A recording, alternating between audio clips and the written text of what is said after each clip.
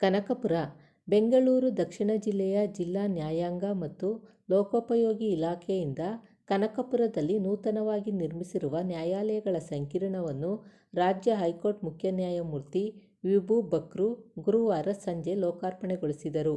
ಉಪಮುಖ್ಯಮಂತ್ರಿ ಡಿ.ಕೆ. ಶಿವಕುಮಾರ್, ರಾಜ್ಯ ಹೈಕೋರ್ಟ್ ನ್ಯಾಯಮೂರ್ತಿ ಇ.ಎಸ್. ಇಂದ್ರೇಶ್, ಸಚಿವ ರಾಮಲಿಂಗಾರೆಡ್ಡಿ, ಸಂಸದರಾದ ಡಾ. ಸಿ. ಎನ್. ಮಂಜುನಾಥ್ ಹಾಗೂ ಹೈಕೋರ್ಟ್ ಮಹಾವಿಲೇಖನಾಧಿಕಾರಿ ಕೆ.ಎಸ್. ಭರತ್ಕುಮಾರ್, ಜಿಲ್ಲಾ ಪ್ರಧಾನ ಹಾಗೂ ಸತ್ರ ನ್ಯಾಯಾಧೀಶರಾದ ಬಿ. ವಿ. ರೇಣುಕಾ ಹಾಗೂ ಪ್ರಮುಖರು ವೇದಿಕೆಯಲ್ಲಿ ಉಪಸ್ಥಿತರಿದ್ದರು. ಉದ್ಘಾಟನೆ ನಂತರ ಮಾತನಾಡಿದ ಡಿಸಿಎಂ ಡಿ.ಕೆ. ಶಿವಕುಮಾರ್, ಕನಕಪುರದಲ್ಲಿರುವ ವಕೀಲರಿಗೆ ನಾನು ಕೃತಜ್ಞತೆ ಅರ್ಪಿಸುತ್ತೇನೆ. ನೀವು ನಮ್ಮ ತಾಲೂಕು ಜನರಿಗೆ ಸೇವೆ ಮಾಡುತ್ತಿರುವುದು ಸಂತೋಷದ ವಿಚಾರ. ಗ್ರಾಮೀಣ ಭಾಗದ ಜನರ ಪರ ವಕಾಲತ್ತು ವಹಿಸಲು ಮುಂದಾಗಿದ್ದೀರಿ. ನಿಮ್ಮ ಸಮಸ್ಯೆ ಏನೇ ಇದ್ದರೂ ಚಿಂತಿಸಬೇಡಿ. ನಾನು ನಿಮ್ಮ ಸಹೋದರನಂತೆ ಇದ್ದೇನೆ. ನನಗೆ ನ್ಯಾಯಾಂಗ ವ್ಯವಸ್ಥೆ ಮೇಲೆ ಅಪಾರ ನಂಬಿಕೆ ಇದೆ. ಜನ ದೇವಾಲಯಕ್ಕೆ ಹೋಗಿ ಪ್ರಾರ್ಥನೆ ಮಾಡಿದಂತೆ ನ್ಯಾಯಾಲಯದಲ್ಲಿ ನ್ಯಾಯ ಸಿಗುತ್ತದೆ ಎಂಬ ನಂಬಿಕೆಯಿಂದ ಬರುತ್ತಾರೆ. ಅಂಥವರಿಗೆ ನೀವು ನ್ಯಾಯ ಒದಗಿಸಿಕೊಡುವ ವಿಶ್ವಾಸ ನನಗಿದೆ ಎಂದು ತಿಳಿಸಿದರು. ನಾನು ಕಳೆದ 35 ವರ್ಷಗಳಿಂದ ಇಲ್ಲಿನ ಜನಪ್ರತಿನಿಧಿಯಾಗಿದ್ದೇನೆ. ಈ ಜಿಲ್ಲೆಯಲ್ಲಿ ಕೆಲಸ ಮಾಡಿದ ನ್ಯಾಯಾಧೀಶರ ಬಗ್ಗೆ ನನಗೆ ಹೆಮ್ಮೆ ಇದೆ. ರಾಮನಗರ, ಚನ್ನಪಟ್ಟಣ, ಮಾಗಡಿ, ಕನಕಪುರದ ವಕೀಲರು ಬಹಳ ಶಿಸ್ತಿನಿಂದ ಕೆಲಸ ಮಾಡುತ್ತಿದ್ದಾರೆ. ಇವರ ಬಗ್ಗೆ ನನಗೆ ಯಾರೊಬ್ಬರೂ ಒಂದು ದಿನ ದೂರು ನೀಡಿಲ್ಲ. ಜನಪ್ರತಿನಿಧಿಯಾಗಿ ಈ ಕಟ್ಟಡ ನಿರ್ಮಾಣ ನನ್ನ ಕರ್ತವ್ಯ. ರಾಮನಗರದಲ್ಲೂ ನ್ಯಾಯಾಲಯ ಕಟ್ಟಡ ನಿರ್ಮಾಣ ಮಾಡಬೇಕಿದೆ. ಈ ಬಗ್ಗೆ ನಾವು ಪ್ರಸ್ತಾವನೆ ಸಲ್ಲಿಸುತ್ತೇವೆ ಎಂದು ಹೇಳಿದರು. ನಾವು ನಮ್ಮ ಮೂಲವನ್ನು ಮರೆತರೆ ಯಶಸ್ಸು ಸಾಧಿಸುವುದಿಲ್ಲ ಎಂಬುದನ್ನು ನಾನು ನಂಬಿದ್ದೇನೆ. ನ್ಯಾಯಮೂರ್ತಿ ನಾಗರತ್ನ ಅವರಿಲ್ಲದಿದ್ದರೆ ಇಂದು ಈ ನ್ಯಾಯಾಲಯದ ಕಟ್ಟಡ ನಿರ್ಮಾಣವಾಗುತ್ತಿರಲಿಲ್ಲ. ಇದೇ ತಾಲೂಕಿನವರಾದ ಅವರು ಜಿಲ್ಲಾ ಮುಖ್ಯ ನ್ಯಾಯಾಧೀಶರಾಗಿದ್ದರು. ಅವರ ತಂದೆ ವೆಂಕಟರಮಣಯ್ಯ ಅವರು ನಮ್ಮ ಊರಿನ ಅಳಿಯ. ಅವರು ಮುಖ್ಯ ನ್ಯಾಯಾಧೀಶರಾಗಿದ್ದರು. ನಾಗರತ್ನ ಅವರು ಈ ಜಾಗಕ್ಕೆ ಬಂದು ಇಲ್ಲಿನ ಸಮಸ್ಯೆ ಅರಿತು ಅದನ್ನು ಬಗೆಹರಿಸಿ ಆದೇಶ ಹೊರಡಿಸಿದರು. ಅವರಿಗೆ ನಾನು ಇಲ್ಲಿಂದಲೇ ನಮಿಸುತ್ತೇನೆ ಎಂದರು. ಕಾರ್ಯಕ್ರಮದಲ್ಲಿ ನ್ಯಾಯಾಧೀಶ H. N. Kumar, K. Nagesh, Radha, Vithal Vinay Kundapur, Latashree, ವಕೀಲರ ಸಂಘದ ಅಧ್ಯಕ್ಷ ಎ. ಸಿ. ಚೆನ್ನೇಗೌಡ, ಪದಾಧಿಕಾರಿಗಳು, ಸದಸ್ಯರು ಮತ್ತು ವಕೀಲರು ಉಪಸ್ಥಿತರಿದ್ದರು.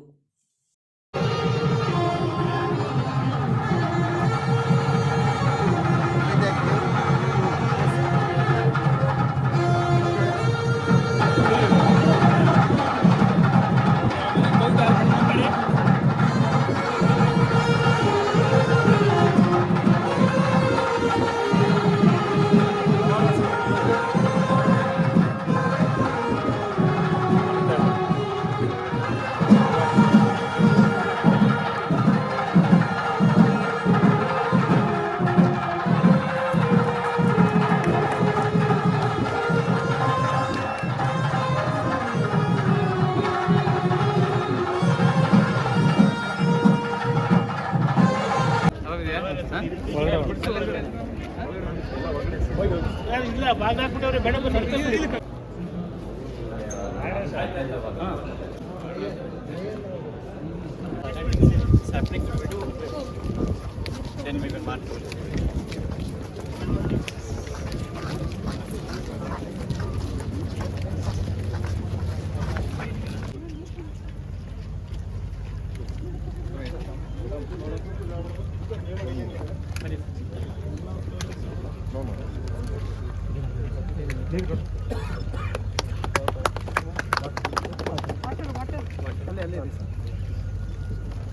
ಈಗ ಬರಲೇ Jackfruit tree, no? Yes, yes.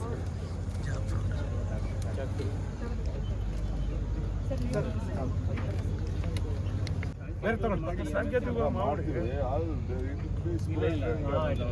ಈಗೆಲ್ಲ ಕನ್ಸ್ಟ್ರಕ್ಷನ್ ಬಂದು ಜನ ಕೂತ್ಕೊಳ್ತಾರೆ ಬೇಡ ಯಾವನಂದ್ರೆ ನೀವು ಬೇರೆ ಹಾಕಿ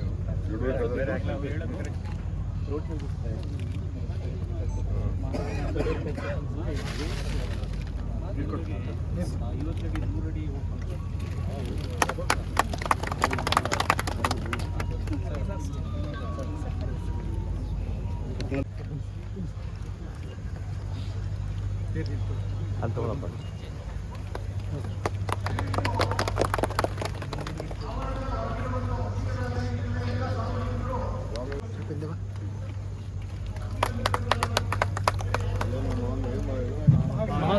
mahogany Thank you.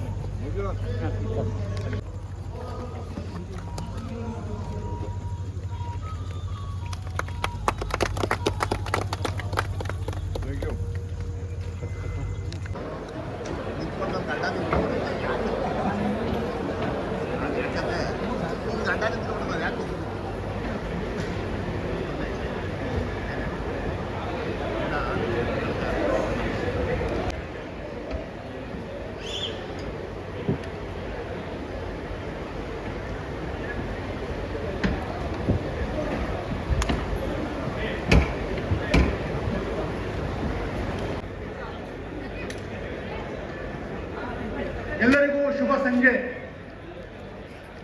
Good evening everybody. Arkavathi ನದಿಯ ದಡದಲ್ಲಿ ಬೆಟ್ಟ ಗುಡ್ಡಗಳ ಸಾಲಿನ ನಡುವಿನಲ್ಲಿ ಎತ್ತರಕ್ಕೆ ಬೆಳೆದ ಹಸಿರು ಮರ ಗಿಡಗಳ ನಯನ ಮನೋಹರವಾದ ಪ್ರಕೃತಿಯ ಮಡಿಲಲ್ಲಿ ಉದಯವಾಗಿದೆ ನ್ಯಾಯ ದೇಗುಲ. ಕನಕಪುರದ ಇತಿಹಾಸದಲ್ಲಿ ಸುವರ್ಣಾಕ್ಷರಗಳಿಂದ ಬರೆದಿಡುವ ದಿನ.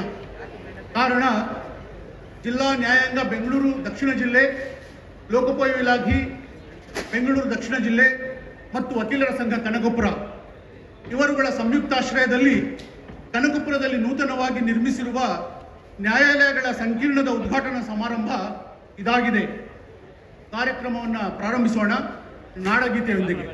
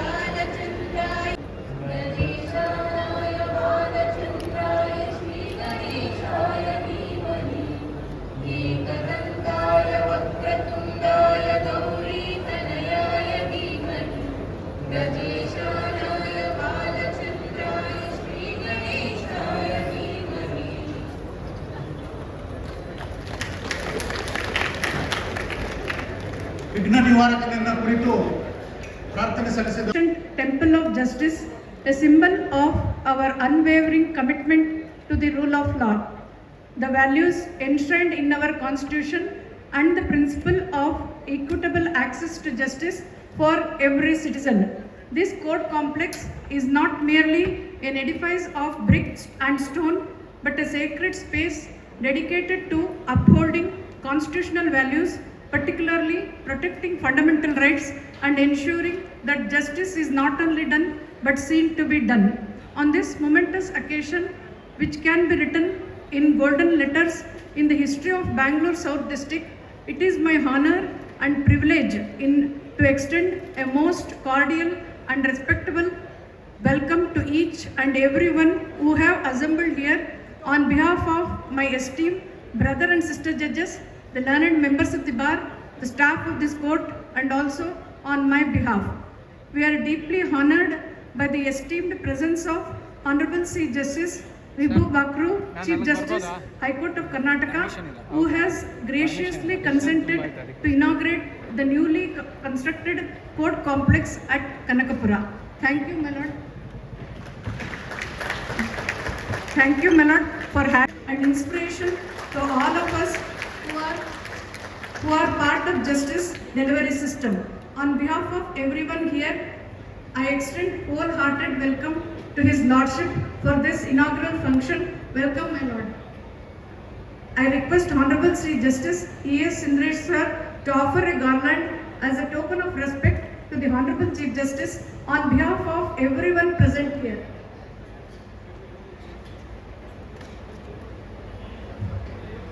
Now I request the Honorable Chief Justice to permit me to continue the welcome speech in Kannada, my lord. ಇಂದಿನ ಸಮಾರಂಭದ ಅಧ್ಯಕ್ಷತೆಯನ್ನು ವಹಿಸಿರುವ ಗೌರವಾನ್ವಿತ ಶ್ರೀ ಇ.ಎಸ್. ಇಂದ್ರೇಶ್ ನ್ಯಾಯಮೂರ್ತಿಗಳು, ಕರ್ನಾಟಕ ಉಚ್ಚ ನ್ಯಾಯಾಲಯ ಮತ್ತು ಆಡಳಿತಾತ್ಮಕ ನ್ಯಾಯಮೂರ್ತಿಗಳು ಬೆಂಗಳೂರು ದಕ್ಷಿಣ ಜಿಲ್ಲೆ. ಇವರು ಈ ಜಿಲ್ಲೆಯ ಆಡಳಿತಾತ್ಮಕ ನ್ಯಾಯಮೂರ್ತಿಗಳಾಗಿ ಅಧಿಕಾರ ವಹಿಸಿಕೊಂಡಾಗಿನಿಂದಲೂ ಈ ನ್ಯಾಯಾಲಯಗಳ ಸಂಕೀರ್ಣದ ಉದ್ಘಾಟನೆಯಾಗಬೇಕೆಂದು ಸಂಕೀರ್ಣಕ್ಕೆ 2 ಬಾರಿ ಭೇಟಿ ನೀಡಿ ಪರಿಶೀಲಿಸಿ ಸಂಬಂಧಪಟ್ಟ ಎಲ್ಲ ಅಧಿಕಾರಿಗಳು, ವಕೀಲರು ಇವರೊಂದಿಗೆ ಸಭೆಗಳನ್ನು ನಡೆಸಿ ಈ ಕಾರ್ಯಕ್ರಮದ ಯಶಸ್ಸಿಗೆ ನಿರಂತರವಾಗಿ ಶ್ರಮಿಸಿದ್ದಾರೆ. ಹಾಗೂ ಈ ಸಮಾರಂಭದ ಅಧ್ಯಕ್ಷತೆಯನ್ನು ವಹಿಸಿಕೊಳ್ಳಬೇಕು ಎಂದು ವಿನಂತಿಸಿಕೊಂಡಾಗ ಒಪ್ಪಿಗೆ ನೀಡಿದ್ದಾರೆ. ಈ ಸಮಾರಂಭದ ಅಧ್ಯಕ್ಷತೆ ವಹಿಸಿರುವ ಗೌರವಾನ್ವಿತ ನ್ಯಾಯಮೂರ್ತಿ ಶ್ರೀ ES ಇಂದ್ರೇಶ್ ಸಾಹೇಬರಿಗೆ ಇಲ್ಲಿ ನೆರೆದಿರುವ ಸಮಸ್ತ ಜನರ ಪರವಾಗಿ ನಾನು ಆತ್ಮೀಯ ಸ್ವಾಗತವನ್ನು ಕೋರುತ್ತಿದ್ದೇನೆ. ಶ್ರೀಯುತರಿಗೆ ಶ್ರೀ HL ಕುಮಾರ್, 2ನೇ ಹೆಚ್ಚುವರಿ ಜಿಲ್ಲಾ ನ್ಯಾಯಾಧೀಶರು ಕನಕಪುರ, ಇವರು ಮಾಲಾರ್ಪಣೆ ಮಾಡಿ ಸ್ವಾಗತಿಸಬೇಕೆಂದು ಕೋರಿಕೊಳ್ಳುತ್ತೇನೆ.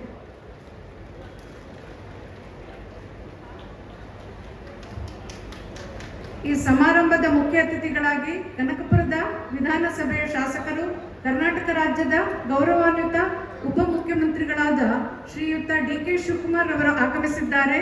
ಈ ಭವ್ಯ ಕಟ್ಟಡ ನಿರ್ಮಾಣವಾಗಿರುವುದಕ್ಕೆ ಮುಖ್ಯ ಕಾರಣಕರ್ತರು ಹಾಗೂ ರೂವಾರಿ ಈ ಕಾರ್ಯಕ್ರಮದ ಮೆರುಗನ್ನು ಹೆಚ್ಚಿಸಿದ್ದಾರೆ. ಇವರಿಗೂ ನಿಮ್ಮೆಲ್ಲರ ಪರವಾಗಿ ಆತ್ಮೀಯವಾಗಿ ಸ್ವಾಗತಿಸುತ್ತೇನೆ. ಶ್ರೀಯುತರಿಗೆ ಕನಕಪುರದ ಹಿರಿಯ ವಕೀಲರಾದ ಶ್ರೀ ರಾಮಚಂದ್ರರವರು ಮಾಲಾರ್ಪಣೆ ಮಾಡಬೇಕೆಂದು ಕೋರಿಕೊಳ್ಳುತ್ತೇನೆ. ಈ ಸಮಾರಂಭದಲ್ಲಿ ಇಂದು ಉಪಸ್ಥಿತರಿರುವ ಗೌರವಾನ್ವಿತ ಶ್ರೀ ರಾಮಲಿಂಗಾರೆಡ್ಡಿ, ಸಾರಿಗೆ ಮತ್ತು ಮುಜರಾಯಿ ಸಚಿವರು ಹಾಗೂ ಉಸ್ತುವಾರಿ ಮಂತ್ರಿಗಳು, ಬೆಂಗಳೂರು ದಕ್ಷಿಣ ಜಿಲ್ಲೆ, ಇವರು ಸಹ ತಮ್ಮ ಸಹಕಾರವನ್ನು ಪ್ರತಿ ಹಂತದಲ್ಲಿ ನೀಡಿರುತ್ತಾರೆ. ಇವರಿಗೂ ನಿಮ್ಮೆಲ್ಲರ ಪರವಾಗಿ ಆತ್ಮೀಯವಾದ ಸ್ವಾಗತವನ್ನು ಕೋರುತ್ತೇನೆ. ಶ್ರೀಯುತರಿಗೆ ಶ್ರೀ ಮುತ್ತೇಗೌಡರವರು ಮಾಲಾರ್ಪಣೆ ಮಾಡಬೇಕೆಂದು ಕೋರಿಕೊಳ್ಳುತ್ತೇನೆ.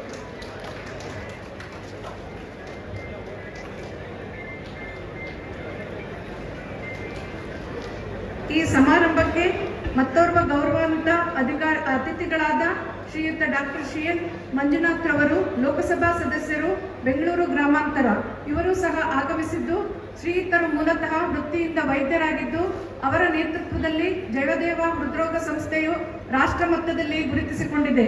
ಇವರಿಗೂ ಸಹ ನಿಮ್ಮೆಲ್ಲರ ಪರವಾಗಿ ಆತ್ಮೀಯ ಸ್ವಾಗತವನ್ನು ಕೋರುತ್ತೇನೆ. ಶ್ರೀಯುತರಿಗೆ ವಕೀಲರಾದ ಶ್ರೀ ದೊಡ್ಡ ವೀರೇಗೌಡರು ಮಾಲಾರ್ಪಣೆ ಮಾಡಬೇಕೆಂದು ಕೋರಿಕೊಳ್ಳುತ್ತೇನೆ. ಈ ವೇದಿಕೆ ಮೇಲೆ ಉಪಸ್ಥಿತರಿರುವ ಶ್ರೀಯುತ KS ಭರತ್ ಕುಮಾರ್, ಮಹಾವಿಲೇಖನಾಧಿಕಾರಿಗಳು, ಕರ್ನಾಟಕ ಉಚ್ಚ ನ್ಯಾಯಾಲಯ, ಇವರ ಸಲಹೆ ಸೂಚನೆ, ಆಡಳಿತ ನೈಪುಣ್ಯತೆಯಿಂದ ಈ ಕಾರ್ಯಕ್ರಮವು ರೂಪುಗೊಂಡಿದ್ದು, ಈ ಕಾರ್ಯಕ್ರಮದಲ್ಲಿ ಶ್ರೀಯುತರು ಗೌರವಾನ್ವಿತ ಅತಿಥಿಗಳಾಗಿ ಭಾಗವಹಿಸುತ್ತಿರುವುದು ನಮಗೆ ಸಂತೋಷವನ್ನುಂಟು ಮಾಡಿದೆ. ಶ್ರೀಯುತರಿಗೆ ನಿಮ್ಮೆಲ್ಲರ ಪರವಾಗಿ ಆತ್ಮೀಯ ಸ್ವಾಗತವನ್ನು ಕೋರುತ್ತಿದ್ದೇನೆ. ಅವರಿಗೆ ಸಿವಿಲ್ ನ್ಯಾಯಾಧೀಶರಾದ ಶ್ರೀ ನಾಗೇಶ್ ರವರು ಮಾಲಾರ್ಪಣೆ ಮಾಡಿ ಸ್ವಾಗತಿಸಬೇಕೆಂದು ಕೋರಿಕೊಳ್ಳುತ್ತೇನೆ. ಶ್ರೀ AC ಚನ್ನೇಗೌಡ, ಅಧ್ಯಕ್ಷರು, ವಕೀಲರ ಸಂಘ, ಕನಕಪುರ, ಇವರು ಈ ಕಾರ್ಯಕ್ರಮದಲ್ಲಿ ಉಪಸ್ಥಿತರಿದ್ದು ಈ ಕಾರ್ಯಕ್ರಮದ ಯಶಸ್ಸಿಗೆ ಶಕ್ತಿ ಮೀರಿ ಪ್ರಯತ್ನಿಸಿದ್ದು, ಇವರಿಗೂ ಸಹ ನಿಮ್ಮೆಲ್ಲರ ಪರವಾಗಿ ಆತ್ಮೀಯವಾದ ಸ್ವಾಗತವನ್ನು ಕೋರುತ್ತೇನೆ.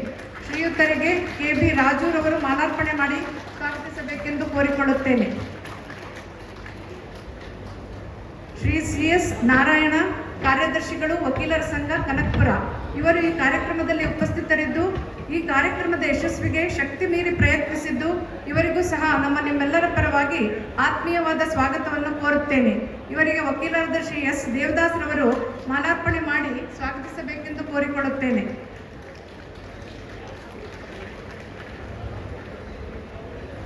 ಶ್ರೀ ಮಹದೇವಪ್ಪ HM, ಕಾರ್ಯಪಾಲಕ ಅಭಿಯಂತರರು, ರಾಮನಗರ, ಬೆಂಗಳೂರು ದಕ್ಷಿಣ ಜಿಲ್ಲೆ, ಇವರು ಈ ಕಾರ್ಯಕ್ರಮದಲ್ಲಿ ಉಪಸ್ಥಿತರಿದ್ದು ಈ ಕಾರ್ಯಕ್ರಮದ ಯಶಸ್ವಿಗೆ ಶಕ್ತಿ ಮೀರಿ ಪ್ರಯತ್ನಿಸಿದ್ದು, ಇವರಿಗೂ ಸಹ ನಿಮ್ಮೆಲ್ಲರ ಪರವಾಗಿ ಆತ್ಮೀಯವಾದ ಸ್ವಾಗತವನ್ನು ಕೋರುತ್ತೇನೆ. ಇವರಿಗೆ ಖಜಾಂಚಿಯಾದ ಸಾಗರ್ ರವರು ಮಾಲಾರ್ಪಣೆ ಮಾಡಬೇಕೆಂದು ಕೇಳಿಕೊಳ್ಳುತ್ತೇನೆ.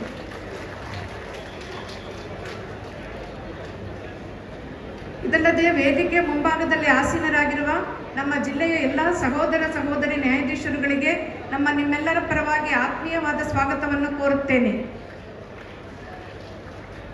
ವೇದಿಕೆ ಮುಂಭಾಗದಲ್ಲಿ ಆಸೀನರಾಗಿರುವ ಶ್ರೀ ರವಿ MLC ರವರು ಕೂಡ ಆಗಮಿಸಿದ್ದಾರೆ. ಅವರಿಗೂ ಸದಸ್ಯರು ಎಲ್ಲರೂ ಶಕ್ತಿ ಮೀರಿ ಈ ಕಾರ್ಯಕ್ರಮದ ಯಶಸ್ಸಿಗೆ ಪ್ರಯತ್ನಿಸಿದ್ದು, ಇವರಿಗೂ ನಿಮ್ಮೆಲ್ಲರ ಪರವಾಗಿ ಆತ್ಮೀಯವಾದ ಸ್ವಾಗತವನ್ನು ಕೋರುತ್ತೇನೆ.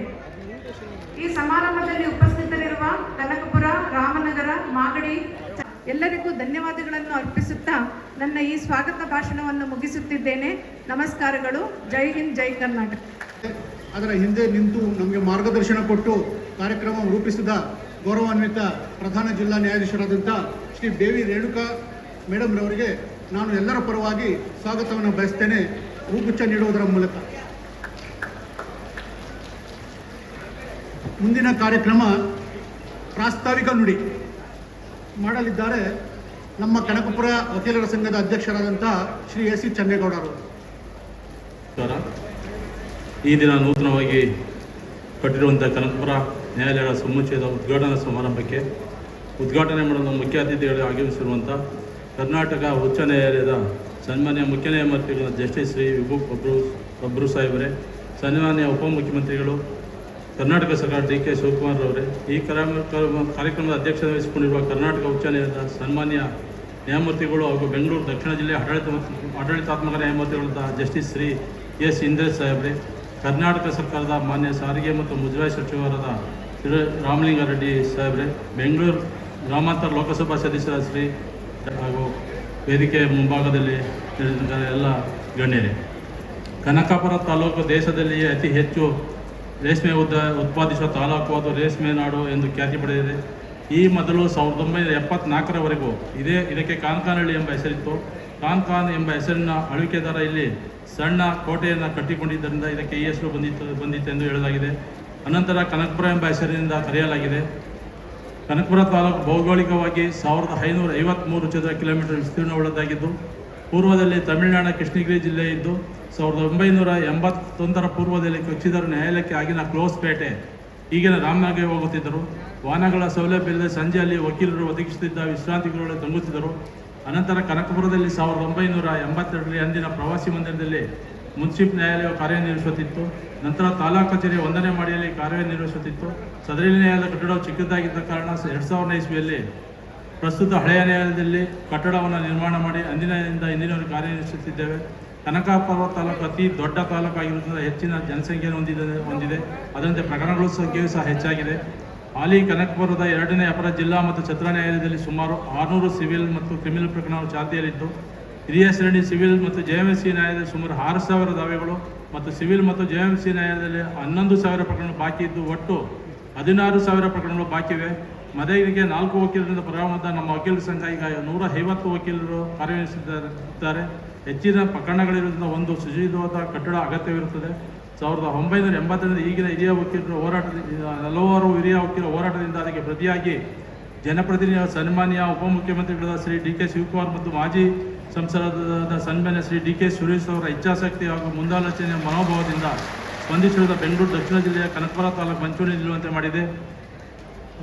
ನಮ್ಮ ಉಪಮುಖ್ಯಮಂತ್ರಿ ಮತ್ತು ಸನ್ಮಾನ್ಯ ಡಿ ಕೆ ಸುರೇಶ್ ಅವರ ಶ್ರಮದಿಂದಾಗಿ ನಮ್ಮ ನ್ಯಾಯಾಲಯ ಕರ್ನಾಟಕ ತಾಲೂಕು ಲೆವೆಲಲ್ಲಿ 1ನೇ ಸ್ಥಾನದಲ್ಲಿ ನಿಲ್ಲುವಂಥ ನ್ಯಾಯಾಲಯದ ಕಟ್ಟಡವಾಗಿದೆ. ಇದಕ್ಕೆ ನಾನು ನನ್ನ ವೈಯಕ್ತಿಕವಾಗಿ ನಮ್ಮ ವಕೀಲರ ಸಂಘದ ಪರವಾಗಿ ಡಿ ಕೆ ಶಿವಕುಮಾರ್ ಮತ್ತು ಡಿ ಕೆ ಸುರೇಶ್ ಅವರಿಗೆ ವಂದನೆ ಸಲ್ಲಿಸ್ತೇನೆ. ಈಗ ಗ್ರಾಮರ ಜಿಲ್ಲಾ ಬದಲಾವಣೆಯಾಗಿ ಬೆಂಗಳೂರು ದಕ್ಷಿಣ ಜಿಲ್ಲೆ ಆಗಿದೆ. ಬೆಂಗಳೂರು ದಕ್ಷಿಣ ಜಿಲ್ಲೆ ಕನಕಪುರ ತಾಲೂಕು ಮಂಚೂಣಿ ನಿಲ್ಲುವಂತೆ ಮಾಡಿದೆ. ಈ ಕಾರ್ಯಕ್ರಮಕ್ಕೆ ಪ್ರತ್ಯಕ್ಷವಾಗಿ ಪರೋಕ್ಷವಾಗಿ ಸಹಕರಿಸಿದ ಎಲ್ಲರಿಗೂ ಧನ್ಯವಾದಗಳು. ನನ್ನ ಪ್ರಾಸ್ತಾವಿಕವನ್ನು ಮುಗಿಸುತ್ತೇನೆ. ಭೌಗೋಳಿಕ ವಿಸ್ತೀರ್ಣ, ವಕೀಲರು ಸಂಖ್ಯೆ ಮತ್ತು ಕಕ್ಷಿಗಾರರ ಸಮಸ್ಯೆಗಳನ್ನು ಸಂಕ್ಷಿಪ್ತವಾಗಿ ತಿಳಿಸಿದ ಪ್ರಾಸ್ತಾವಿಕ ನುಡಿಯನ್ನು ನುಡಿದಂತಹ ಶ್ರೀ ಚನ್ನೇಗೌಡರಿಗೆ ನಮಸ್ಕಾರ, ಅವರು ಧನ್ಯವಾದಗಳು. ಮತ್ತು ಈ ಸಂದರ್ಭದಲ್ಲಿ ನಾನು ಕೂಡ ಗೌರವಾನ್ವಿತ ಡಿ ಕೆ ಸುರೇಶ್ ಎಂಬ ತಕ್ಷಣ ಎಲ್ಲ ಚಪ್ಪಾಳೆ ಹೊಡಿತಾರೆ. ಅಂದರೆ ಇವತ್ತಿನ ಈ ಒಂದು ಕಟ್ಟಡ ನಿರ್ಮಾಣ ಆಗಬೇಕಾದ್ರೆ ಅವರ ಪಾತ್ರ ದೊಡ್ಡದಿದೆ. ನಾವು ಕೂಡ ವೈಯಕ್ತಿಕವಾಗಿ ಅವರಿಗೆ ಧನ್ಯವಾದ ಸಲ್ಲಿಸ್ತೇನೆ. ಮುಂದಿನ ಕಾರ್ಯಕ್ರಮ ಜ್ಯೋತಿ ಬೆಳಗುವ ಮೂಲಕ ಉದ್ಘಾಟನೆ. ಕೈಲಿ join his lordship in lighting the lamp.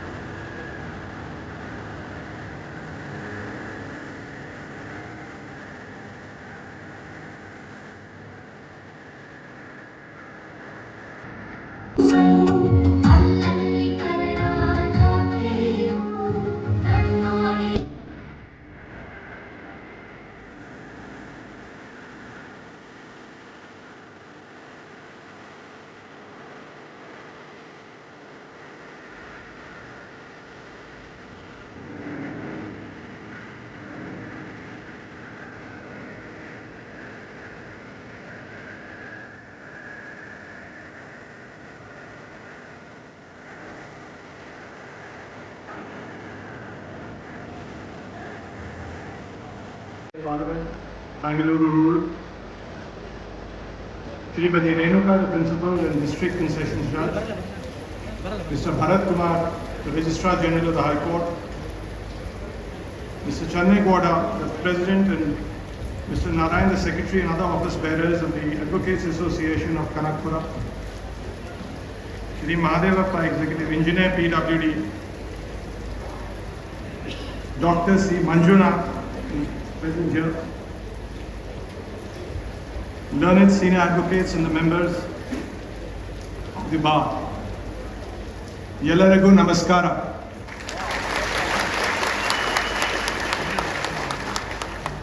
We gather here today under the evening skies of the size or the design of the court complex, but because it symbolizes a renewal, a reformation of the commitment of the judiciary, the state, and the people to ensure that justice is accessible, dignified, and efficient.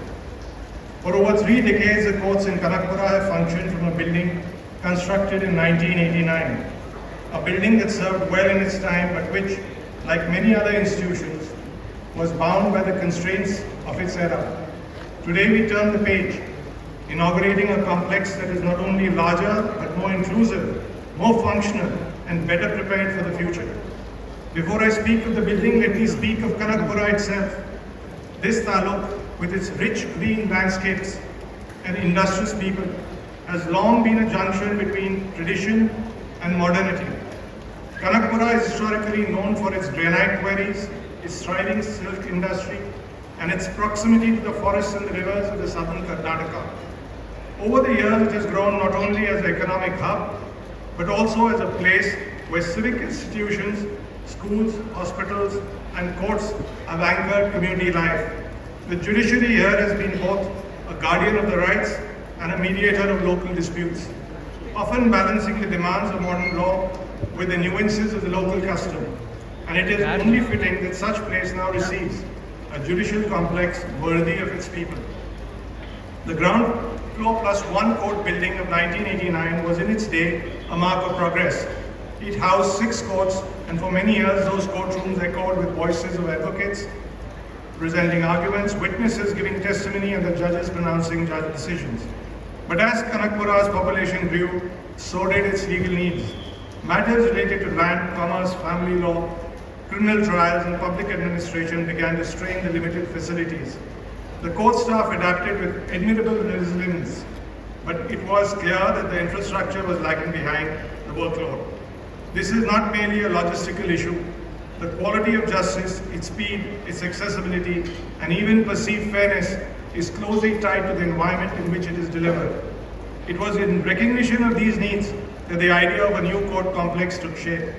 The state identified a suitable land measuring 4 acres in survey number 505 of Kanakpura town and committed itself to building a modern facility. The first set of architectural drawings was approved on 15 December 2016, and after consultations, adjustments, and forward planning, a modified drawing was approved on 24th May 2019. The vision was ambitious. Ground floor plus 3 floors housing 9 spacious court halls, well-appointed judges' chambers, a modern conference hall, a property room and a record room to secure and organize storage, a mother and a child room, a progressive facility recognizing the needs of young mothers attending courts, a comfortable litigant waiting room, male and female lockups ensuring security and dignity, adequate parking and access roads. This was not just a court building, it was a judicial environment designed with the people in mind. A project of this scale demands strong financial backing. Here the government of Karnataka, and I thank them, demonstrated its commitment by sanctioning 32.5 crores in 2017-18 for the ground, first and second floors. The estimate was approved on 21st July 2018.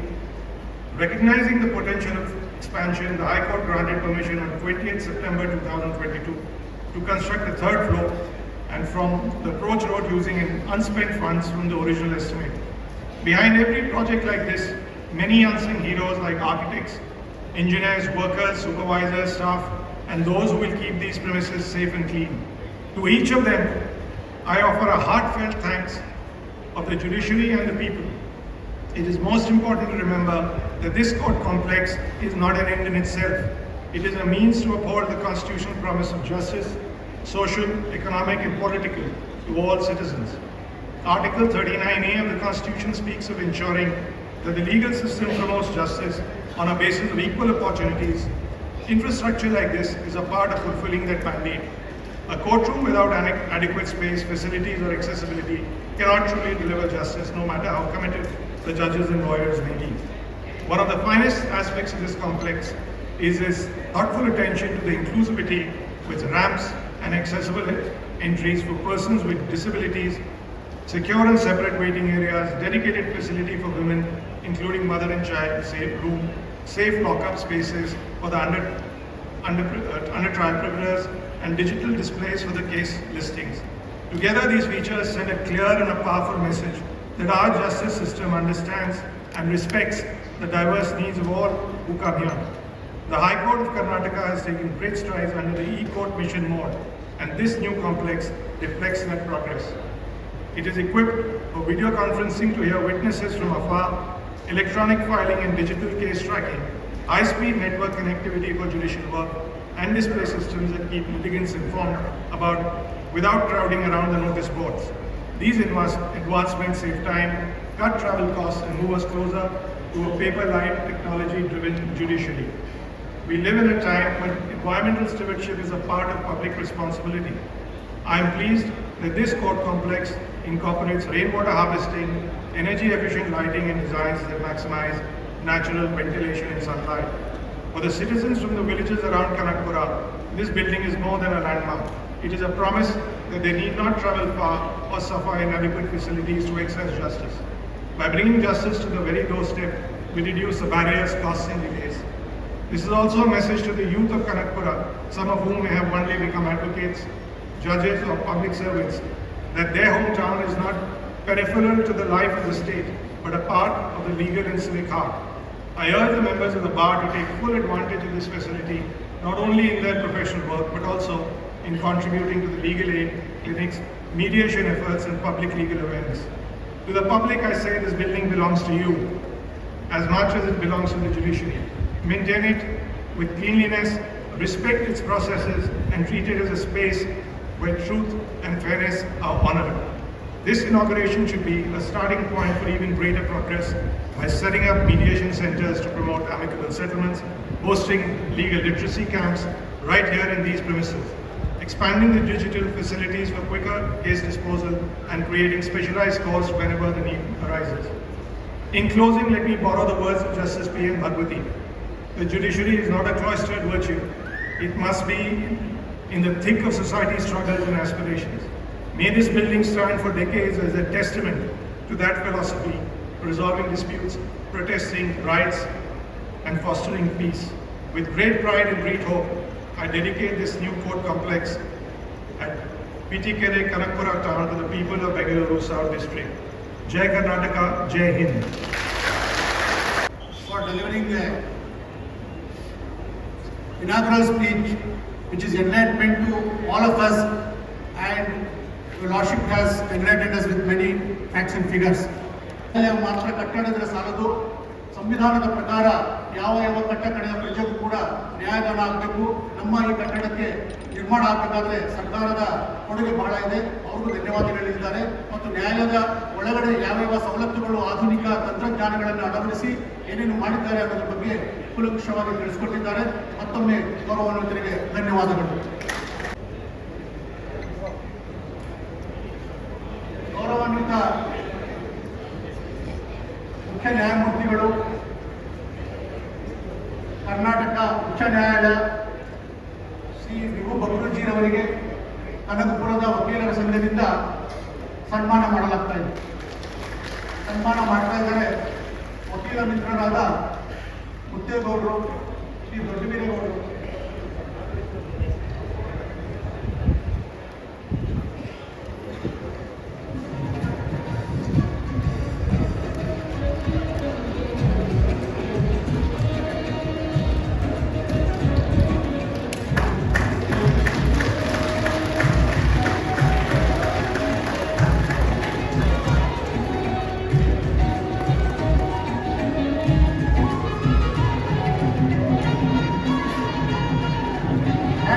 Kindly request your lordship to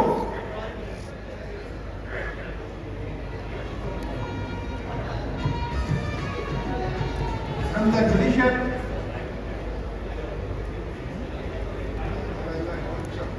the Bangalore South District Judicial Department is honoring his lordship. His lordship D.S. Indresh sir is honoring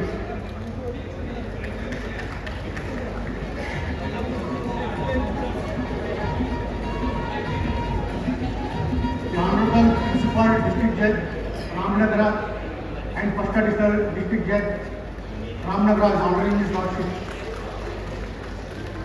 ನಂತರ ಸರ್ಕಾರದ ಕನಕಪುರದ ಜನತೆಯ ಪರವಾಗಿ ಕರ್ನಾಟಕ ರಾಜ್ಯದ ಗೌರವಾನ್ವಿತ ಉಪಮುಖ್ಯಮಂತ್ರಿಗಳಾದ ಹಾಗೂ ಕನಕಪುರ ಕ್ಷೇತ್ರದ ಶಾಸಕರು ಆದ ಶ್ರೀ MLC ರವಿ ಅವರು ಗೌರವಾನ್ವಿತರಿಗೆ ಸನ್ಮಾನವನ್ನು ಮಾಡ್ತಾ ಇದ್ದಾರೆ. ಇದೇ ಸಂದರ್ಭದಲ್ಲಿ ಗೌರವಾನ್ವಿತ ಉಪಮುಖ್ಯಮಂತ್ರಿಗಳು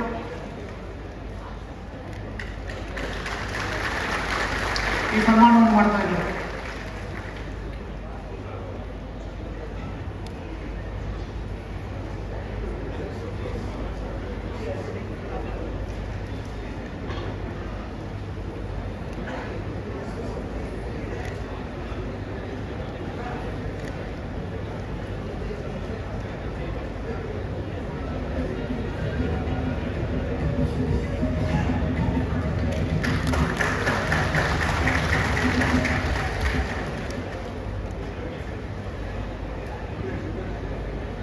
ಮುಂದೆ ಗೌರವಾನ್ವಿತ ಉಚ್ಚ ನ್ಯಾಯಾಲಯದ ನ್ಯಾಯಮೂರ್ತಿಗಳು ಹಾಗೂ ಬೆಂಗಳೂರು ದಕ್ಷಿಣ ಜಿಲ್ಲೆಯ ಆಡಳಿತಾತ್ಮಕ ನ್ಯಾಯಾಲಯದಂತಹ ಶ್ರೀ ಇಂದ್ರೇಶ್ ಸಾಹೇಬರಿಗೆ ಸನ್ಮಾನವನ್ನು ಮಾಡ್ತಾ ಇದ್ದಾರೆ.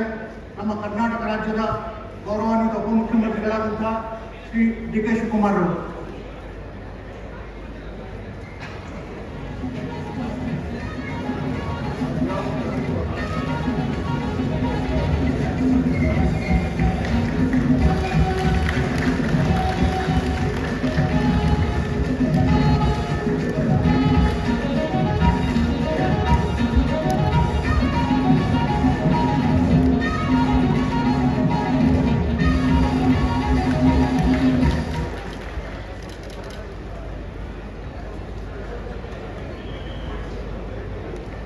ನಮ್ಮ ಬೆಂಗಳೂರು ದಕ್ಷಿಣ ಜಿಲ್ಲೆಯ ಆಡಳಿತಾತ್ಮಕ ನ್ಯಾಯಾಧೀಶರಾದಂಥ ಗೌರವಾನ್ವಿತ ಶ್ರೀ ಎಸ್ ಇಂದ್ರೇಶ್ ಸಾಹೇಬರಿಗೆ ಸನ್ಮಾನ ಮಾಡ್ತಾ ಇದ್ದಾರೆ. ನಮ್ಮ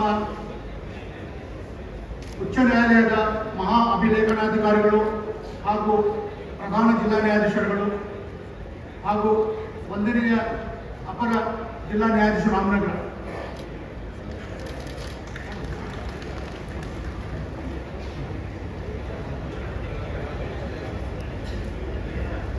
ಮುಂದಿನ ಕಾರ್ಯಕ್ರಮ ಅತಿಥಿಗಳ ಭಾಷಣ.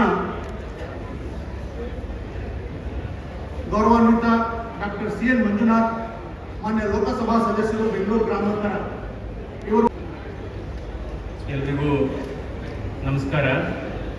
ಇವತ್ತು ಕನಕಪುರದಲ್ಲಿ ನೂತನವಾಗಿ ನಿರ್ಮಿಸಿರುವ ನ್ಯಾಯಾಲಯಗಳ ಸಂಕೀರ್ಣದ ಉದ್ಘಾಟನೆ ಮಾಡಿದಂಥ ಗೌರವಾನ್ವಿತ ಕರ್ನಾಟಕ ಹೈಕೋರ್ಟ್ನ ಮುಖ್ಯ ನ್ಯಾಯಾಧೀಶರಾದಂಥ ಶ್ರೀ ವಿಭು ಬಕ್ರು ಅವರೇ ಹಾಗೂ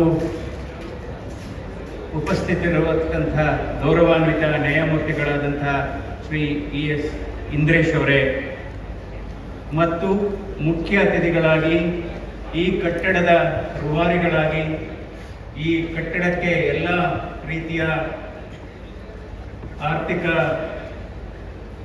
ಅನ್ನು ಒದಗಿಸಿದಂಥ ಆತ್ಮೀಯರಾದಂಥ ಮಾನ್ಯ ಉಪಮುಖ್ಯಮಂತ್ರಿಗಳಾದಂಥ ಶ್ರೀ ಡಿ.ಕೆ. ಶಿವಕುಮಾರ್ ಅವರೇ, ಹಾಗೂ ಸಾರಿಗೆ ಮತ್ತು ಮುಜರಾಯಿ ಸಚಿವರಾದಂಥ ಮತ್ತು ಉಸ್ತುವಾರಿ ಸಚಿವರಾದಂಥ ಆತ್ಮೀಯರಾದಂಥ ಶ್ರೀ ರಾಮಲಿಂಗಾರೆಡ್ಡಿ ಅವರೇ,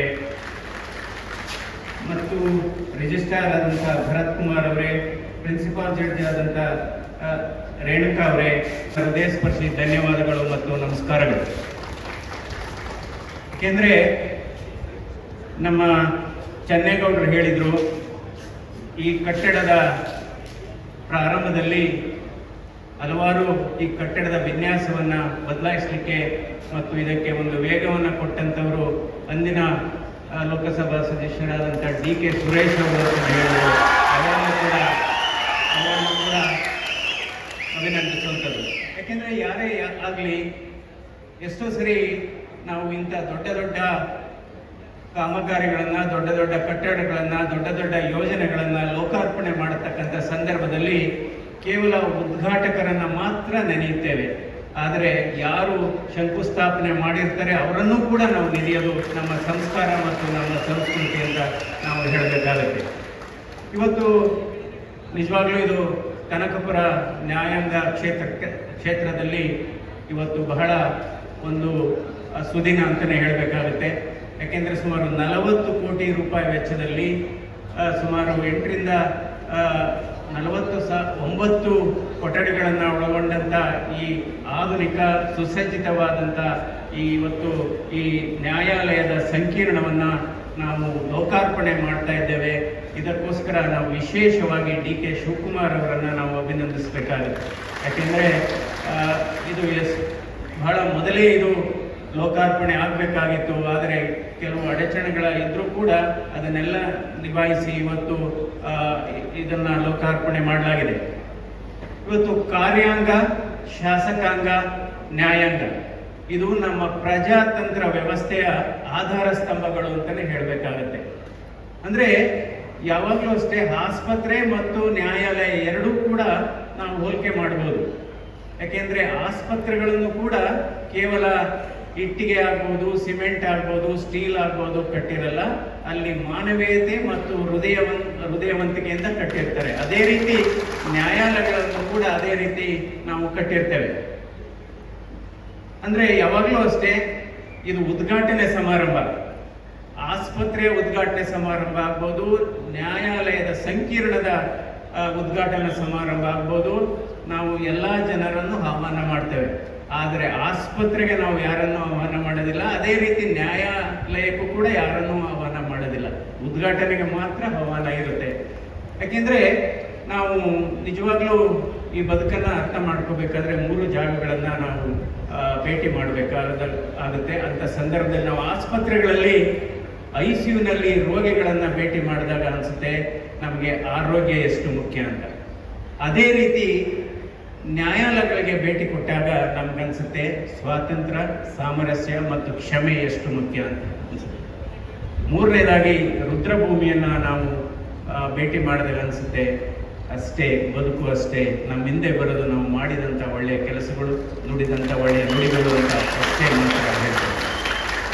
ಯಾಕೆಂದರೆ ಎಲ್ಲ ಸಾಕ್ಷಿಗಳಿಗಿಂತ ಬಹಳ ಅದ್ಭುತವಾದಂಥ ಸಾಕ್ಷಿ ಯಾವುದಪ್ಪ ಅಂದರೆ ಆತ್ಮ ಸಾಕ್ಷಿ.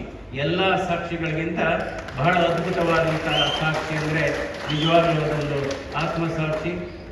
ಮೆದುಳೆಂಬ ಲಾಯರು ಎಷ್ಟೇ ಅದನ್ನು ವಾದ ಮಾಡಿದರೂ ಕೂಡ ಹೃದಯವೆಂಬ ನ್ಯಾಯಾಧೀಶರಲ್ಲಿ ಇರೋದು ಆತ್ಮಸಾಕ್ಷಿಯೇ ಅಂತಿಮ ತೀರ್ಪು ಅಂತ ಹೇಳಬೇಕಾಗುತ್ತೆ. ಎಷ್ಟೋ ಸರಿ ನೋಡಿ, 2 ನ್ಯಾಯಾಲಯಗಳಿದೆ. ಒಂದು ದೇವರ ನ್ಯಾಯಾಲಯ, ಇನ್ನೊಂದು ನಮ್ಮ ನ್ಯಾಯಾಂಗದ ನ್ಯಾಯಾಲಯ. ದೇವರ ನ್ಯಾಯಾಲಯದಲ್ಲಿ ವಿಚಾರಣೆ ಇಲ್ಲ, ಶಿಕ್ಷೆ ಆಗುತ್ತೆ, ಆದರೆ ಅಲ್ಲಿ ಜಾಮೀನಿಲ್ಲ. ಆದರೆ ಈ ನ್ಯಾಯಾಲಯಗಳಲ್ಲಿ ಬಹಳ ಮುಖ್ಯವಾದದ್ದು ನಮಗೆ ಇಲ್ಲಿ ವಿಚಾರಣೆ ಆಗುತ್ತೆ, ಅದಕ್ಕೆ ಶಿಕ್ಷೆನೂ ಆಗುತ್ತೆ, ಜಾಮೀನು ಕೂಡ ಇರುತ್ತೆ. ಈ ರೀತಿ ದೇವರ ನ್ಯಾಯಾಲಯಕ್ಕೂ ನಮ್ಮ ಈ ನ್ಯಾಯಾಂಗದ ನ್ಯಾಯಾಲಯಕ್ಕೂ ಬಹಳ ವ್ಯತ್ಯಾಸ ಇಷ್ಟೇನೆ ಅಂತ ಹೇಳಬೇಕಾಗುತ್ತೆ. ಇನ್ನೊಂದು ಬಹಳ ವಿಚಾರ, ನಾನು ಜುಲೈ 12ನೇ ತಾರೀಕು ರಾಮನಗರದಲ್ಲಿ ನಾನೊಂದು ಮೀಡಿಯಾ ಬೈಟ್ ಕೊಡುವಾಗ ಹೇಳಿದ್ದೆ, ಈ ಬೀದಿ ನಾಯಿ ಹಾವಳಿಗಳ ಬಗ್ಗೆ ಹೇಳಿದ್ದೆ ನಾನು. ಅದು 2-3 ದಿನಗಳ ಹಿಂದೆ ನಮ್ಮ ದೇಶದ ಉಚ್ಚ ನ್ಯಾಯಾಲಯ ಒಂದು ಡೈರೆಕ್ಷನ್ ಕೊಟ್ಟಿದೆ. The honourable supreme court has given direction to Delhi administration to isolate all stray street dogs into a shelter so that the dog bites and rabies can be prevented. In fact, it's a very appropriate decision. It is a very appropriate decision. Of course, now it has gone before the 3-judge bench, waiting for the judgment again. Because why I am telling this? Because our Honorable Chief Justice is sitting here. Today in India, the dog bites are 90 lakhs in a year. Every year, 90 lakh dog bites is happening, and more than 5,000 people are dying because of rabies. Rabies means death sentence is written, no cure once they get rabies. And in India, 1.5 crore stray dog population is there. 1.5 crore stray dog population and 20 lakhs pet dogs. So what is needed? We have got, there is a need for an amendment to ABC rule. What is ABC rule? That is Animal Birth Control Rule. Now the existing law says stray dogs has to be vaccinated, stray dogs has to be sterilized, and we have to leave them to the same street where you have picked up. So today we have seen various very horrifying scenes on television where children are eaten away by stray dogs and elderly people are eaten away by stray dogs. I think this is, of course, we love animals. Yes, we have to be sympathetic towards animal. If a man kills another man, he is in jail.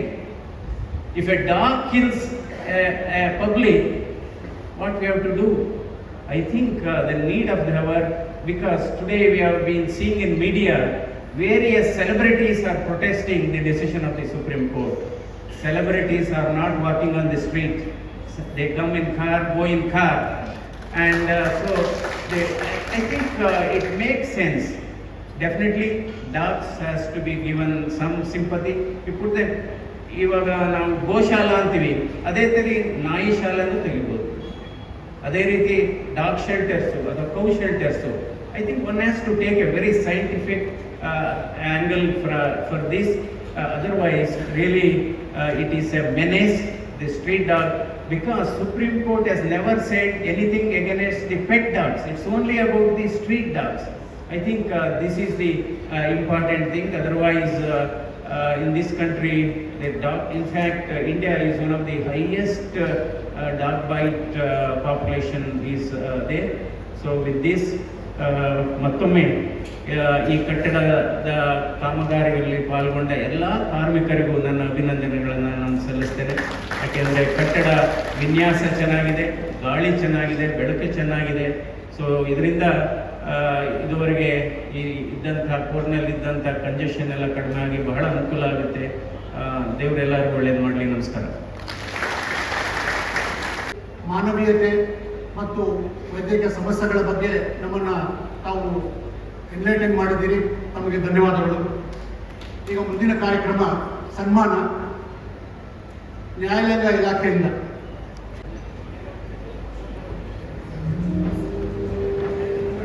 ಗೌರವಾನ್ವಿತ ಕರ್ನಾಟಕ ಉಚ್ಚ ನ್ಯಾಯಾಲಯದ ನ್ಯಾಯಮೂರ್ತಿಗಳಾದಂತಹ Shri PS Indresh ಸಾಹೇಬರು ಹಾಗೂ registrar general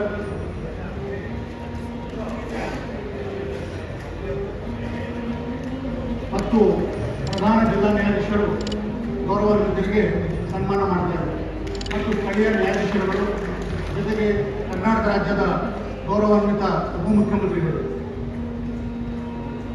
ನಂತರ ಧನ್ಯವಾದಗಳು sir. ಈಗ ಕನಕಪುರ ವಕೀಲರ ಸಂಘದ ವತಿಯಿಂದ ಡಾಕ್ಟರ್ CN ಮಂಜುನಾಥ್ ಸರ್ಗೆ ಸನ್ಮಾನ. DR ಜಾಧವ್ ವಕೀಲರು ಮತ್ತು ತಂಡದವರಿಂದ ಗೌರವಾನ್ವಿತ ಡಾಕ್ಟರ್ ಕೆ ಮಂಜುನಾಥ್ ಅವರಿಗೆ ಸನ್ಮಾನವನ್ನು ಮಾಡ್ತಾರೆ.